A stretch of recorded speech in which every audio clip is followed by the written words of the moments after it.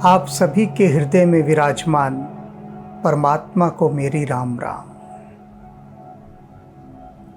राम तो मंडप में पहले से विराजमान हैं ही, सीता भी पधार चुकी हैं। कुल गुरुओं ने उनको सिंहासन भी प्रदान कर दिया है, वे बैठ चुकी हैं वहाँ पर। तो अब सीता और राम दोनों विराजे हुए हैं। अब क्या कमी रह गई है भला? अभी सीता की माता जी का आना बच गया है। सुनैना नाम है सीता की माँ का, तो अब उनको बुलवाया जा रहा है। जनक शाट महिषी जग जाने, सिय मात की मिजाए बखाने। कि जनक जी की जो जगत विख्यात उनकी जो पटरानी है सुनैना, सिय मात की मिजाए बखाने, सीता जी की जो माता है, सीता जी की माता का क्या बखान किया जा सकता है? जब सीता जी का ही वर्णन नहीं किया जा सकता तो उनकी माता का कैसे हो सकता है? सुजस सुकृत सुख सुंदरताई, सब समेट विधि रची बनाई। ऐसा लगता है जैसे विधाता ने सारे सुयश सुकृत पुण्यों को, सुखों को और सारी सुंदरता को, इन सबको एक साथ इकट्ठा करके सबको समेट कर विधि रची बनाए विधाता ने सीता की माँ की रचना की है। जनक की पत्नी सुनैना, उनकी रचना विधाता ने इस प्रकार की है, तो फिर उनका वर्णन कैसे हो सकता है? नहीं हो सकता। समय जान मुनिबर ही बोलाए। अब उचित समय जानकर मुनियों ने कहा कि भाई अब जाओ और सीता की माँ को भी बुला लाओ। सुनत सुहासिनी सादर लाए, और जो सुहागिनी स्त्रियां थी वे सब सीता की माता जी को लेकर आती हैं। जनक बाम दिस सोहो सुनैना, और उनको महाराज जनक के बाएं स्थान पर बिठाया गया, और वे जो सुनैना हैं सीता की माता जी, वे वहाँ पर बड़ी ही शोभित हो रही हैं, बहुत सुंदर दिखाई दे रही हैं जनक के साथ बैठी हुई। कैसा लग रहा है उनको देखकर? हिमगिरी संग बनी जनु मयना, जैसे पार्वती की माता अपने पति हिमवान के साथ बैठी हों, इस प्रकार से सुनैना जनक के साथ बैठी हुई शोभा को प्राप्त हो रही है। कनक कलश मणि कोपर रूरे, सुचि सुगंध मंगल जल पूरे। निज कर मुदित राय अरुरानी, धरे राम के आगे आने। सोने के जो कलश हैं उनमें जल लाया गया, और उस जल को मणियों से बनी हुई परात में उलीचा गया, और फिर वह जल से भरी हुई परात राम के आगे रख दी गई। और उस जल की विशेषता क्या थी? वह अनेक नदियों से लाया गया मंगलमय अभिमंत्रित जल था, और उस जल को राम के सम्मुख रखते समय जनक और सुनैना दोनों आनंद अवस्था में पहुंच गए।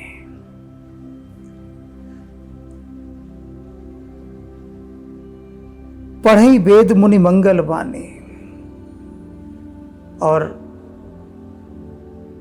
जो मुनिवर थे वो वेदों की वाणी पढ़ने लगे, यह देखते हुए कि जनक और सुनैना ने अपने हाथों से वो परात लेकर राम के आगे रखी है। बाकी काम सेवकों से नहीं कराया, सेवकों ने बस इतना ही किया कि परात ले आए, सोने के कलश में जल है। उसके बाद जनक और सुनैना उन दोनों ने ही परात स्वयं पकड़ी और राम के आगे रखे। मुनियों ने मंत्रोच्चारण किया। गगन सुमन झरि अवसर जाने, और सुंदर अवसर जानकर आकाश से पुष्प की वर्षा होने लगी। बरु बिलोक दंपति अनुरागे, पाए पुनीत पखारन लागे। राम को दूल्हे के रूप में पाकर, अपने दामाद के रूप में पाकर उनके कोई हर्ष का ठिकाना था क्या अभी तक? और अब तो वो घड़ी आ गई थी कि जिस घड़ी में मंगलमय कार्यों को पूर्ण करना है, तो वो राम के पैरों को पखारने लगे, राम के चरणों को पखारने लगे। पाए पुनीत पखारन लागे, और दूल्हा बने राम को देख देख कर वो प्रेम से भरते जा रहे हैं और उनके चरणों को पखार रहे हैं। चरण धोना, चरण प्रक्षालन। दूल्हे के चरण सास ससुर की ओर से धोए जाते हैं, तो चरण पखारने की प्रक्रिया चल रही है। लागे पखारन पाए पंकज प्रेम तन पुलकावली। और जब वो उनके चरणों को पखार रहे थे, उन चरण कमलों को पखारते समय उनका पूरा शरीर रोमांचित और पुलक से भर गया था। भरेगा ही। किसके पखारे जा रहे हैं चरण? पर ब्रह्म के, साक्षात परमात्मा के चरणों को जो धो रहा है, क्या वह पुलकित नहीं होगा? और यदि हम बीच में से ये परमात्मा वाली बात भी हटा दें एक क्षण के लिए, तो कन्या के माता पिता अपने दामाद के चरण पखारते हुए जिस आनंद की अनुभूति को प्राप्त होते हैं, उसे सिर्फ वे ही जान सकते हैं, दूसरा नहीं जान सकता। क्योंकि जानने का कोई उपाय नहीं है। अनुभूति अंतरतम की इतनी गहराइयों से उठती है वो, कि जिसका उस अनुभूति से संबंध है वही उसे जान सकता है। दूसरा बाहर बाहर से अनुमान लगा सकता है केवल, लेकिन उसे अनुभव नहीं कर सकता। नभ नगर गान निशान, जय धुन उमगी जन चहु और दिशि चली। आकाश में, नगर में, सब जगह गीत गूंज उठे, नगाड़े बज उठे, और जय जय की जो धुन है, जय जयकारों की धुन, वो पूरे वायुमंडल में गूंज उठी। जे पद सरोज मनोज अरि और सर सदैव विराजी। किसके चरणों को पखार रहे हैं जनक और सुनैना? उन चरणों की विशेषता तुलसीदास जी बताते हैं कि जे चरण, ये वे चरण हैं जो भगवान शिव के, वे जो कामदेव के शत्रु भगवान शिव हैं, उनके हृदय रूपी मानसरोवर की झील में सदा विराजमान रहते हैं। ये वे चरण हैं। जे सुकृत सुमिरत विमलता, मन सकल कलिमल भाजी। ये कौन से चरण हैं? जिनको पखारने का काम बड़े पुण्यों से मिलता है। और ये वे चरण हैं कि जिनका सुमिरन करके व्यक्ति कलयुग के सभी पापों से मुक्त हो जाता है। ये वे चरण हैं। मन में निर्मलता आ जाती है, मन पावन हो जाता है, और कलयुग के सारे पाप नष्ट हो जाते हैं। राम के श्री चरणों का सुमिरन करते ही, स्मरण करते ही, ये वे चरण हैं जिनको जनक और सुनैना पखार रहे हैं। जे परस मुनि बनिता लही, गति रही जो पातकमय। कैसे हैं ये चरण? ये पारस हैं, जिसे छूले सोना कर देते हैं। इनका स्पर्श पाकर जो अहिल्या थी, जिसे सब पापिन और पापाचारिणी कहते थे, इन्हीं चरणों का स्पर्श पाकर वह अहिल्या भी परम लोक को प्राप्त हो गई। यह विशेषता है। संसार जिसे पापी कहता था, दुराचारिणी कहता था, व्यभिचारिणी कहता था, जिस अहिल्या को संसार के लोग तो ऐसे ही कहेंगे। दोषों को खोज खोज कर लाते हैं और कहते हैं। तो जिसे सारे संसार ने पाप कहा, राम ने उसे तार दिया। राम के श्री चरणों का स्पर्श, कहां पाप रह जाता है।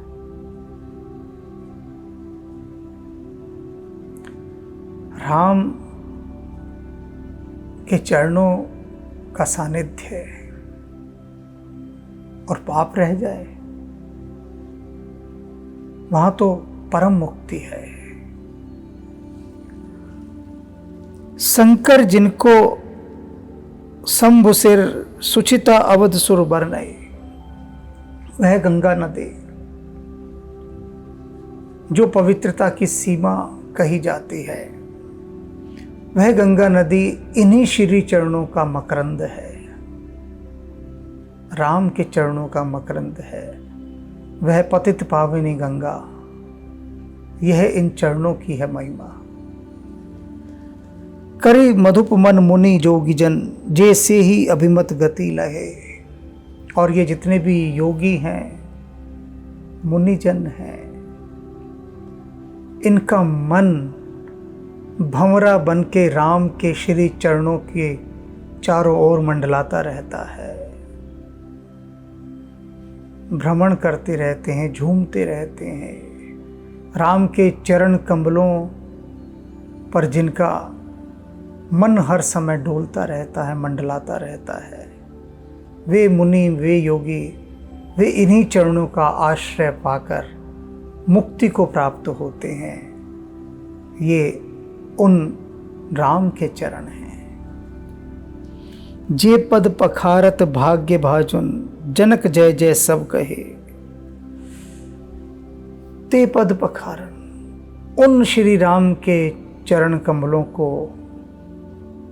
पखारते हुए जनक और सुनैना, उनको सारा संसार, सारे देवता सब कह रहे हैं कि आपके जैसा बड़भागी कोई नहीं है। जो सुकृत्य, जो पुण्य आपने अर्जित किए हैं, वह भला किसने किए होंगे कि आप राम के चरण पखार रहे हैं। कितना सौभाग्य रहा होगा उन लोगों का जिन्होंने राम के चरणों का स्पर्श किया होगा। चरण स्पर्श की परंपरा तो हमारे यहाँ बहुत है। पैरी पहनना जी,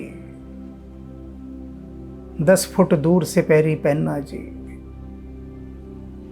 जैसे यूनान के सैनिक सलाम करते थे, ऐसे हाथ करके दूर से पैरी पहनना जी। कोई कोई घुटना छू देता है, वो भी बड़ी मुश्किल से, ज़बरदस्ती, बहुत तकलीफ से गुजरता हुआ बमुश्किल अपने बड़े बुजुर्गों का घर में सिर्फ घुटने तक छू देता है। एक इशारा सा कर देता है कि बस हो गया, बहुत है, ये नीचे चरण वरण हम नहीं छूने वाले। आपका घुटना छू दिया, गोडा छू दिया, वही बहुत है, इससे आगे नहीं, बस बहुत है। लेकिन चरण धोकर पीना, राम के चरण छूना, कहीं से भी किसी कोण से भी सोचा नहीं जा सकता कि कैसे पुण्य अर्जित किए होंगे उन्होंने जो यह महासौभाग्य पाया। बर कुंवर करतल जोरी, साख चारु दो कुल गुरु करे। और उसके बाद क्या किया, दोनों कुल गुरुओं ने सीता का हाथ और राम का हाथ, दोनों के हाथ एक दूसरे को थमा दिए। इसे पाणी ग्रहण संस्कार समारोह कहते हैं। पाणी ग्रहण, हाथों को ग्रहण करना। कहते हैं ना कि हे परमात्मा मेरा हाथ थाम ले, कि जिसने परमात्मा ने जिसका हाथ थाम लिया वह फिर कभी नहीं गिर सकता। तो ये जो हाथ थामना है, पाणी ग्रहण, सीता का हाथ राम को सौंप दिया, राम का हाथ सीता को। गुरुओं ने अपना ये दायित्व पूरा किया, कुल की मर्यादा के अनुसार, रीति रिवाज के अनुसार। भयो पानी गहनु बिलोक विद, सुर मनुज मुनि आनंद भय। सुर मुनि, मनुष्य, देवता सभी आनंद से भर गए यह देखकर कि पाणी ग्रहण संस्कार समारोह पूर्ण हुआ। राम ने सीता का हाथ अपने हाथों में ले लिया। सुख मूल दूल्हु देख दंपति, पुलक तन हुल से ही है। सुख के जो मूल हैं वे सीता और राम, उन दंपत्ति को देखकर ही यह हुलसने लगा, उल्लसित होने लगा। करी लोक वेद विधान, कन्यादान नृपभूषण कियो। और उसके बाद राजाओं के भूषण महाराज जनक ने विधिवत कन्यादान किया। लोक की वेद की मर्यादा के अनुसार कन्यादान की रीति को भी पूर्ण किया। हिमवंत जिमि गिरजा, महेश हरि हैं श्री सागर दई। हिमवान ने जैसे पार्वती को शिव को दे दिया था। हिमवंत जिम गिरजा महेश ही, हर ही श्री सागर दे। और सागर ने अपनी पुत्री लक्ष्मी को भगवान विष्णु को दे दिया था। तिम जनक राम ही सिए समर्पे। उसी प्रकार से जनक ने सीता राम को समर्पित कर दी। विश्व कल कीर्ति नई, और विश्व में एक नई कीर्ति का उदय हुआ, जन्म हुआ। क्यों करे विनय विदेहु, क्यों विदेहु मूर्ति सांवरे। अब उसके बाद क्या होता है कि जब कन्यादान कर दिया जाता है तो कन्या का पिता विनती करता है वर से, विनय करता है हाथ जोड़कर कि मेरी पुत्री का ध्यान रखना। अब जनक से ये विनती नहीं हो पा रही है। क्यों नहीं हो पा रही? जनक को विधेय कहा जाता है। तो कहते हैं कि राम की सांवरी मूरत को देखकर वे जो विधेय थे वे सचमुच विधेय हो गए थे। मतलब अपने देह की सुध बुध नहीं रही थी उन्हें। तो कौन राम से विनती करे कि राम मेरी पुत्री सीता का ध्यान रखना। विनती करने वाला ही नहीं बचा, वही खो गया जो विनती करता। विधेय हो गया राम की सांवरी मूरत को देखते देखते, तो विनती ना हो पाई। कर होम विधिवत गांठ जोरी, होन लागी भांवरे। और फिर विधिवत उनकी गांठें जोड़ी गई वस्त्रों की, और फेरे लगने आरंभ हो गए। फेरों का समा बंध गया है। जय धुन बंदी वेद धुन, मंगल गान निशान। वेदों की ध्वनि, जय जय की ध्वनि, मंगल ध्वनियाँ ये सब होने लगे, नगाड़े बजने लगे। सुन हर्ष ही बरस ही विबुध, सुतरु सुमन सुजान। सारे देवता परम हर्षित हो गए और वे कल्प तरु के पुष्प सीता और राम पर बरसाने लगे। कुंवर कुंवरी कल भावरी देही, नयन लाभ सब सादर लेही।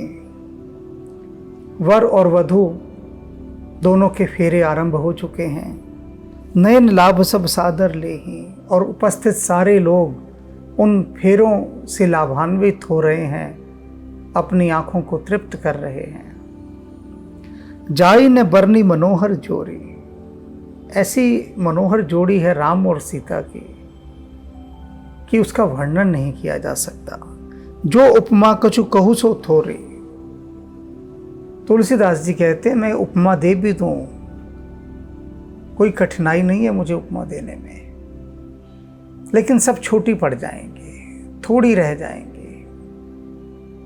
उनकी सुंदरता बहुत अधिक है, मनोहरता अतुलनीय है, और मैं जिससे भी तुलना करूंगा वह साधारण वस्तु होगी, तो छोटी रह जाएगी मेरी उपमा। राम सिए सुंदर परिछाई, जगमगात मन खंबन माहे। सीता और राम जब फेरे लगा रहे हैं तो फेरे लगाते समय उनकी जो परछाई है, जो स्तंभ हैं सामने, खंबे हैं, उन पर पड़ती है, और खंबे बने हुए मणियों से। वो अब मणियों के खंबे पर जब परछाई पड़ती है तो वो जगमगाते हैं, लश्कारे मार रहे हैं। तो खंबे कैसे लग रहे हैं? तुलसीदास जी खंबों की सुंदरता का वर्णन कर रहे हैं उनकी परछाई पड़ने से। राम और सीता का तो वो वर्णन कर ही नहीं सकते सुंदरता का, तो उन्होंने कहा चलो अब कुछ तो भक्तों का आनंद बढ़ाना है ना, तो परछाई को ले लेते हैं। और परछाई का भी वर्णन नहीं कर पा रहे हैं कि परछाई जो खंबे पर पड़ रही है वहां जाकर वर्णन कर रहे हैं। वहां जाके कुछ लग रहा है, चलो थोड़ा बहुत कुछ कह सकते हैं। तो कैसी लग रही है वो खंबे की परछाई?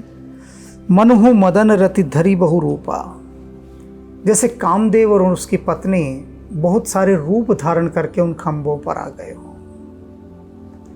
देखत राम विवाहु अनुपा, और राम का यह अनुपम विवाह देख रहे हो। परछाई पड़ रही है, प्रतिबिंब जगमगा रहा है, और वो जगमगाहट ऐसी लग रही है कि कामदेव और रति ने रूप धारण करके आके वहां से उन मणियों के स्तंभ के भीतर से राम का विवाह देख रहे हैं। दरस लालसा सकुच ने थोरी, प्रगट रुद्र बहोरी बहोरी, और उनके दर्शनों की लालसा पूरी नहीं होती थी। बार बार छिप जाते थे, फिर प्रकट हो जाते थे, फिर छिप जाते थे। तो परछाइयों के पड़ने को इस तरह से तुलसीदास जी ने कामदेव और रति पर आरोपित किया है। भय मगन सब देख निहारी, जनक समान अपान विसारे। और यह सब देखकर जो जितने लोग थे वहाँ पर वो सब मग्न हो गए, और जनक जो थे वो तो अपने आपा ही विसार बैठे, अपनी सुधबुध ही खो बैठे ऐसे मनोहारी दृश्य को देखकर। प्रमोदित मुनि ही भावरी फेरे, भंवरे पड़ रहे हैं, फेरे हो रहे हैं। इन फेरों को पड़ता देखकर जो मुनि हैं उनके भी हर्ष का कोई पारावार नहीं है। प्रमोदित हैं बहुत मुनि, राम का विवाह हो रहा है और मुनियों के हर्ष का कोई पारावार नहीं है। तो जन सामान्य का तो क्या कहें, क्योंकि मुनि लोग सुविधा से कहाँ प्रसन्न होते हैं और उनकी तो खुशी का ठिकाना नहीं है। नेग सहित सब रीति निबेरी, जितने भी नेग होते हैं उन सभी नेगों के साथ, सारी रीतियों के साथ उनका निपटारा किया गया, सबको निपटाया गया, सब निबेड़ दी गई। राम सिय सिर सिंदूर देही, और अब राम सीता की मांग में सिंदूर भर रहे हैं। सबको हृदय में जो आनंद अनुभूति हो रही है, यह सुनने वालों को, और जो कोई मन में इस दृश्य को देख भी रहे हैं, उन देखने वालों को मैं समझ सकता हूं वो कितने भाव विभोर होंगे कि राम अब सीता की मांग भर रहे हैं सिंदूर से। शोभा कहीं न जात विधि के ही, कहते हैं ये शोभा ऐसी है, तुलसीदास जी कह रहे हैं, कोई मुझे बता दो किस विधि में इसका वर्णन करूं, मुझे वह विधि नहीं मालूम जिससे मैं इस शोभा का वर्णन कर सकूं, कोई बता दो। अरुण पराग जलुज भर नीके, ससिही भूस अहि लोभ अमी के, बहुर वशिष्ठ दीनी अनुशासन, बर दुल्हन ही बैठे एक आसन। यहां जो चित्रण किया है बहुत ही विशेष। कहते राम का जो एक हाथ है वो जैसे कमल की नाल हो, और जो सिंदूर है वो जैसे लाल कमल हो, और राम की वह सांवली भुजा जो सीता की तरफ पड़ रही है वह जैसे नाग हो, और उस नाग ने अपने मुंह में वो लाल कमल जो सिंदूर से भरा हुआ है वो पकड़ रखा है, और उसे वो सीता के चंद्रमा जैसे मुख पर छोड़ रहा है। सोचते रहिए क्या उपमा तुलसीदास जी ने दी है, क्या दृष्टांत प्रस्तुत किया है। और इस प्रकार से राम ने सीता की मांग भरी। बहुर वशिष्ठ दीन अनुशासन, उसके बाद वशिष्ठ जी ने आज्ञा दी। क्या आज्ञा दी? बरु दुल्हनी बैठे एक आसन, कि वर और वधू सीता और राम दोनों एक ही आसन पर बैठे। अभी तक तो अलग अलग आसन थे, अब एक ही आसन पर दोनों बैठेंगे। बैठे बरासन राम जानकी, मुदित मन दशरथ भय। और राम को और सीता को एक ही आसन पर इस प्रकार से बैठा देखकर मुदित मन दशरथ भय, दशरथ का मन आमोद प्रमोद से भर गया, आनंद से भर गया, मुदित हो गए।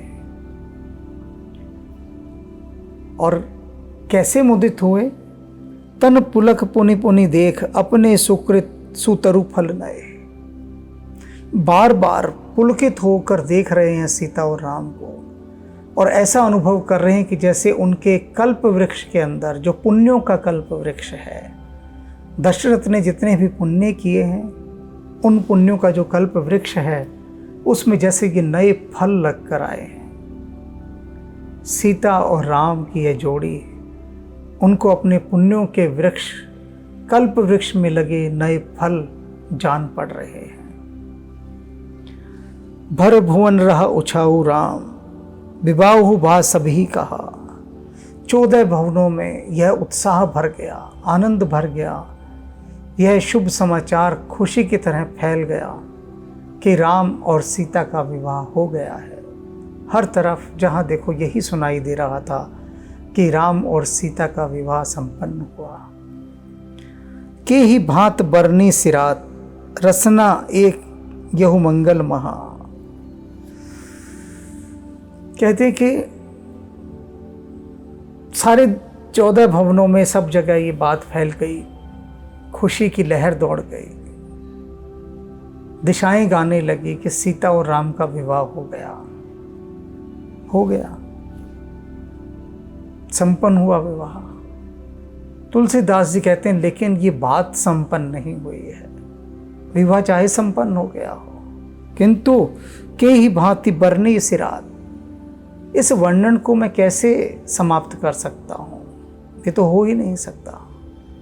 ये ऐसा मंगलमय वर्णन है। रसना एक यहु मंगल महा। ये जो मेरी जीभ है, ये इस रसपूर्ण मंगलमय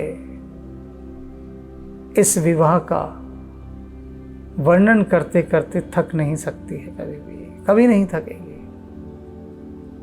और यह वर्णन कभी समाप्त ही नहीं हो सकता। ये ऐसा मंगलमय वर्णन है। तो कैसे इस वर्णन की समाप्ति में कर दूं? जिसने भी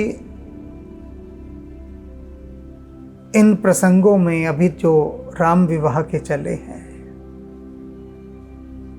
अपने को लीन कर लिया है, इसमें डुबो दिया है, तल्लीन कर दिया है, आत्मसात हो एक रूप कर लिया है, वे अनुभव करेंगे, गहराई से इस बात को अनुभव करेंगे कि उनके भीतर कुछ नया जन्मा है।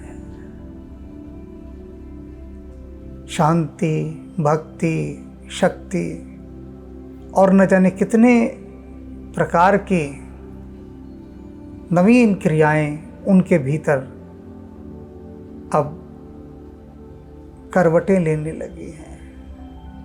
कुछ नया जन्मने लगा है भीतर।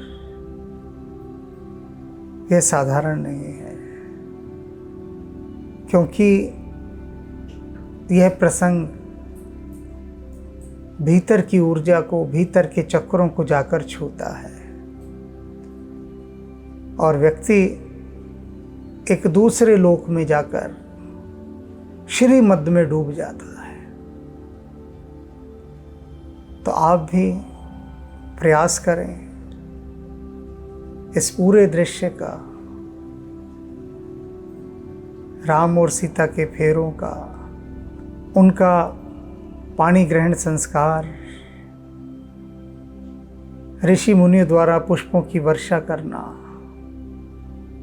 ब्रह्मा विष्णु महेश का अपनी अपनी पत्नियों के साथ इस राम विवाह में सहभागी होना,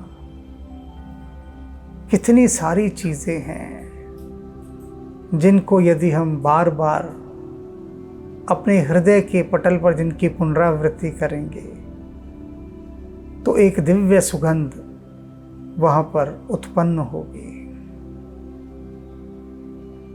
और अब एक बात और बतानी है यहाँ पर। कुछ दिन पहले मिथिलापुरी की स्त्रियों ने विधाता से झोली फैलाकर कुछ मांगा था। उन्होंने मांगा था कि राम का विवाह तो मिथिला में हो रहा है, लेकिन विधाता कुछ ऐसा करे कि दशरथ के बाकी जो तीनों बेटे और हैं उनका भी विवाह मिथिला में हो जाए। ये चारों भाई मिथिला के दामाद बन जाएं। तो क्या ब्रह्मा जी ने मिथिला वासियों की इस विनती को स्वीकार किया? इसके संबंध में हम कल बात करेंगे। तो कल सज्जित होकर, तैयार होकर, सज धज कर आइएगा। अभी विवाह समारोह समाप्त नहीं हुआ है। बेशक से मुनिवर ने, गुरुवर ने सीता और राम को एक आसन पर बिठा दिया है, लेकिन तुलसीदास जी कह रहे हैं ये मत समझ लेना विवाह समाप्त हो गया है। भैया फेरे हुए हैं, मांग भर दी गई है, अब तो वर वधू स्टेज पे आके बैठ गए हैं ना, रिसेप्शन तो अब होगा, चले मत जाइएगा, अभी बहुत रामलीला बाकी है। राम राम। जनक पाट महिषी जग जानी, सिय मात किमि जाई बखानी। सुजस सुकृत सुख सुंदरताई, सब समेटि विधि रची बनाई। समौ जानि मुनि बरन बोलाई, सुनत सुहासिनी सादर ल्याई, जनक बाम दिसि सो सुनैना। हिमगिरि संग बनि जनु मैना, कनक कलश मनि को पर रूरे। सुचि सुगंध मंगल जल पूरे, निज कर मुदित राय अरुआ रानी। धरे राम के आगे आनी, पढ़ई वेद मुनि मंगल बानी। गगन सुमन झाड़ी अवसर जानी, बरु बिलोकी दंपति अनुरागे। पाए पुनीत पखारन लागे, लागे पखारन पाए पंकज। प्रेम तन पुलकावली, नवनगर गान निशान जय धुनि। उमगे जनु चहु दिशि चली, जे पद सरोज मनोज अरि उर। सरस दैव विराजहि, जे सुकृत सुमिरत विमलता मन। सकल कलिमल भाजहि, जे परसि मुनि बनिता लही। गति रही जो पातक मही, मकरंदु जिनको शंभु सिर। सुचिता अवधि सुर बर नहीं, करि मधुप मन मुनि जोगी जन। जे सेई अभिमत गति लहे, ते पद पखारत भाग्य भाजन। जनक जय जय सब कहे, बर कुआरी कर तल जोरी। साखो चारु दो कुल गुरु करे, भयो पानी गहन बिलोकी विधि सुर। मनुज मुनि आनंद भरै, सुख मूल दूलहु देखी दंपति। पुलक तन हुलस्यौ करि लोक वेद विधान। कन्या दान नृप भूषण कियो, हिमवंत जिमि गिरिजा महेशहि। हरिहि श्री सागर दहि, तिमि जनक राम ही सिय समरपि। विश्व कल की रति नहीं, क्यों करे विनय विदेहु कियो। विदेहु मूरति सांवरी, करि होम विधिवत गांठी जोरी। होन लागी बावरी, जय धुनि बंदी वेद धुनि। मंगल गान निशान, सुनि हर्षै बरसै विबुध। सुर तरु सुमन सुजान, कुंवर कुंवारी कल भावरी देही।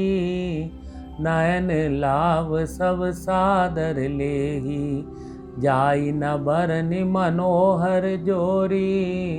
जो उपमा कछु कहु सो थोरी, राम सिए सुंदर प्रतिछाई। जगमगात मनिखम बन माही, मनहु मदन रति धरि बहु रूपा। देखत राम बेआऊ अनूपा, दरस लाल सा सकुच न थोरी। प्रगटत दुरत बहोरी बहोरी, भय मगन सब देख निहारे। जनक समान अपान विसारे, प्रमुदित मुनि भावरी फेरी।